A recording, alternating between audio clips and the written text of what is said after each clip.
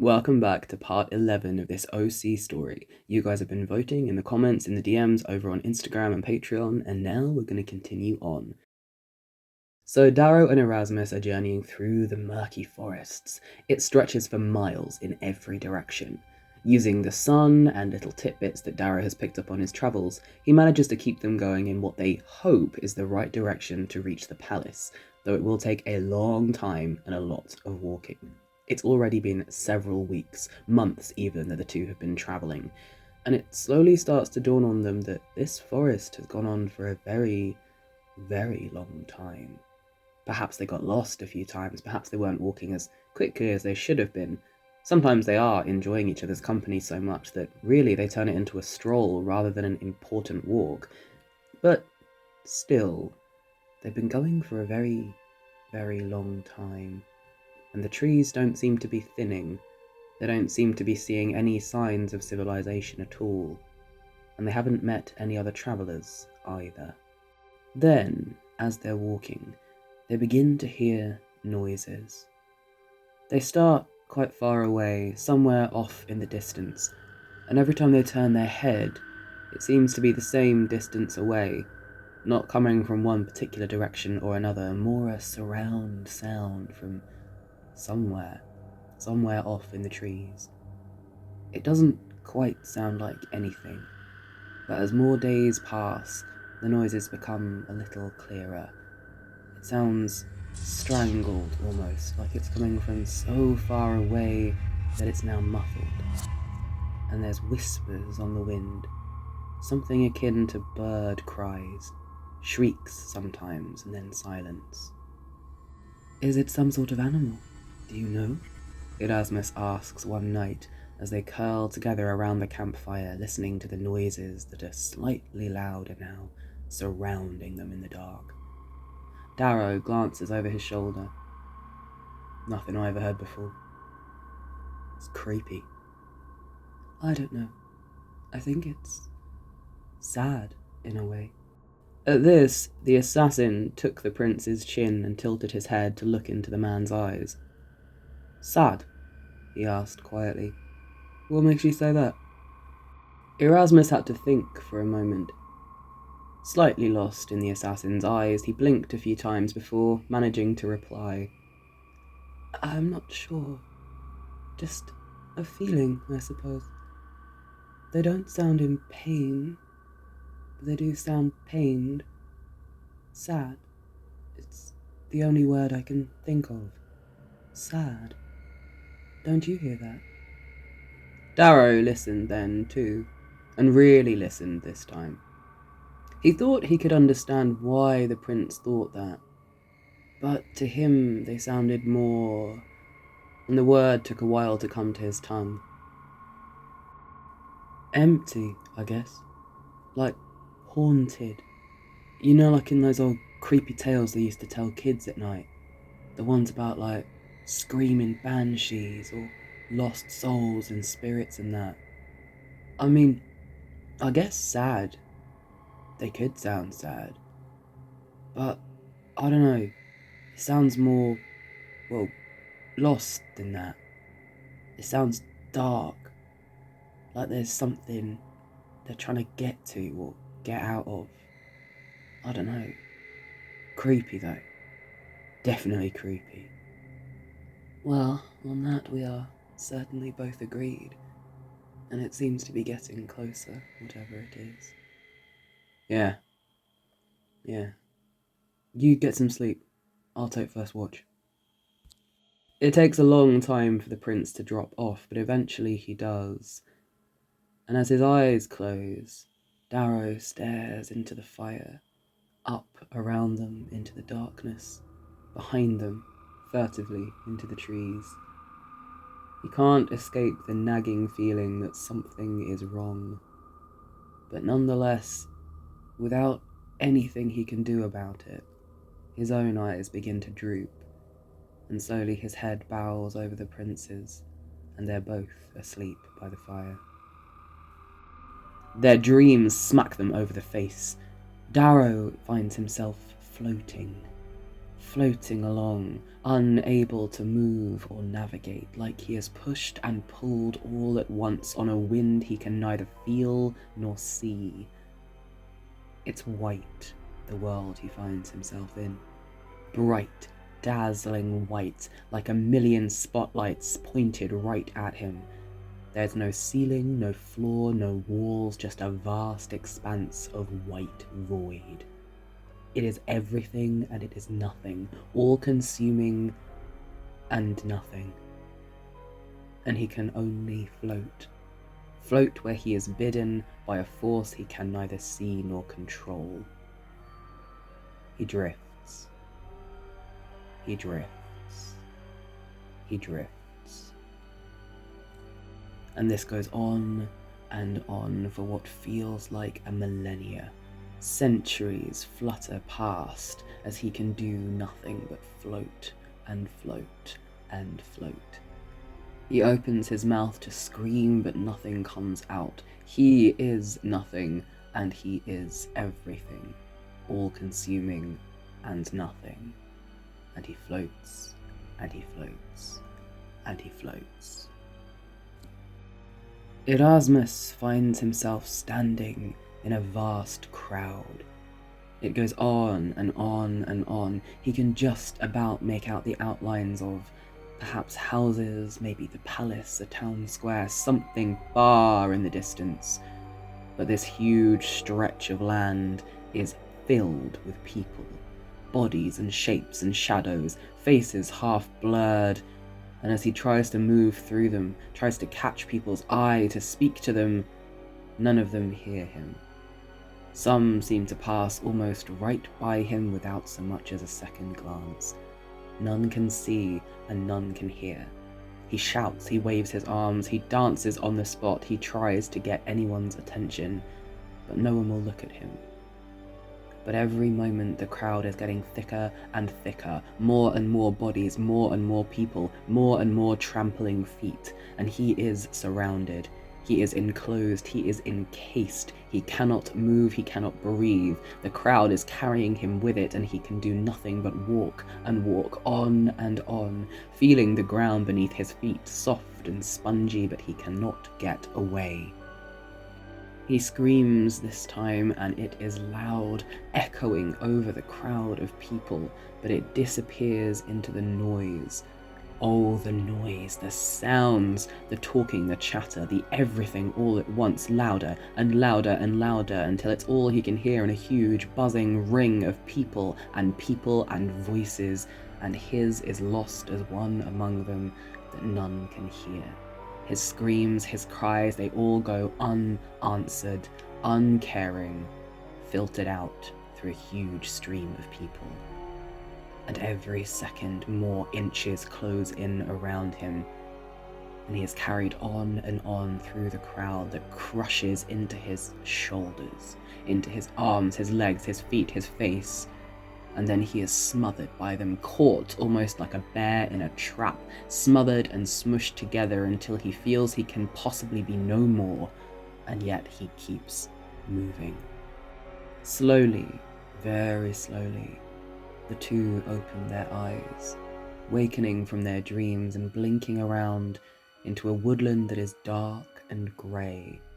Their fire has long since gone out, and they are slumped together on that spot, covered in dew and moss and leaves and cobwebs. They don't know how long they were asleep. The woods is silent now, except for that distant sound. No wildlife, no birds, barely even a breeze to hear in the nothingness. They slowly rise to their feet, and they can't find a word to say to each other. They simply hold onto each other's hands and keep walking. The mist hangs lower now, and they can barely see through it. It's as though every cloud in the sky has settled down around their feet, up to their eyes, engulfing their mouths. They push through it, they move through it, they breathe through it, and the trees loom in on them, getting closer and closer all the time. No clearings now, no glade, barely any patches of sunlight. and when there is a small trickle of sunshine, it lingers and it makes the shadows darker still as they move on into the mist. Wordlessly, they decide that they simply must get out. It doesn't matter where or how, they simply must get out of this place now. No longer trying to find the direction the palace is, they simply move on and on, any direction they can. But every way they move seems to bring them back to the same path. Dark trees, and now no sky overhead. The branches entwining like gnarled fingers as the world goes from dark to darker. The mist looming, pluming, pulling them in. And they can only walk. They cannot run. They cannot stop. They can only keep moving. They continue holding onto each other's hands, each carrying their few possessions, desperate not to lose one another in this place. They are being pulled, drawn onwards, and they're determined to at least hold on to one another. They've long lost track of the time. They cannot even speak properly, barely form a thought properly. Everything is a labour and a toil. Erasmus, slowly, after what feels like months of trying to form the words on his tongue, manages to ask, "Where do you think we're going?" Every word is dragged from his tongue with so much difficulty, and Darrow managed to choke a reply. "Somewhere cold." The air is indeed cooler now. Their footsteps crunch, frost biting the grass as they shiver. Icicles hung as jagged teeth, snapping and snarling from every branch. Erasmus watches Darrow's short, sharp breaths catch in plumes and join the mist, as the assassin watches the prince. And then they hear it. That noise, that distant sound that had been growing slowly closer and louder all the time. Suddenly it's ringing, echoing in their ears, a loud, screeching cry that sounds part animal, part twisted human. And they know in their hearts they've reached whatever this place that they were being pulled towards happens to be. The mist loosens just a little, and they step into a glade of trees. It is almost pitch black here, except for one small crack in the boughs of the trees, knitted and knotted together over this perfect circle of a glade, the branches knocking out all light except for this tiny sliver, which beams down in a silvery haze, and it hits water. The waters of a small, round lake that takes up almost all of the glade. Some of the trees grow into it, over it, hanging down, their branches dipping into the water. And as they watch, the mist swirls in patches and dips. And the more they look, the more they realize it's not the mist moving. It's creatures flitting over the surface of the water, diving down, coming back up again, swirling as seamlessly as though they do not disturb the waters at all. There's barely a ripple as they move, light as the mist itself, the same whitish grey, near iridescent in parts. And the prince and the assassin move closer. Their toes reach the edge of the great lake, and they stare around. And they look closer at the creatures. There's something human about them. They're tall, vast. If each stood straight and tall, they would be well over 6 feet. But they sit hunched in the water. Their arms turn to feathers, wing-like with webbed hands, and the feet they can see as they dive are the same, webbed between the toes with no nails at all. But the bodies are white, feathered and grey, downy, almost spiked in places. The feathers go up the chests and snake around the throat, coming into a dark plume at the top of each head. Long beaks elongated instead of noses, but a humanish mouth, and human-shaped eyes, though they are dark, dark black. They move as though dancing, as though literal pieces of the wind and the mist have been turned into figures with form, to dance and swirl, to dive, to pirouette, to come back again. But as they open their mouths and the sound comes out, it is, as the prince said, sad, haunting, but dark. Darrow sees it now fully. These creatures were calling to them. These creatures have summoned them here. And this is exactly where they should not be. Prince Erasmus knows it too. Unless they stand together, desperately holding on to each other's hands by the edge of the water, they want to back away.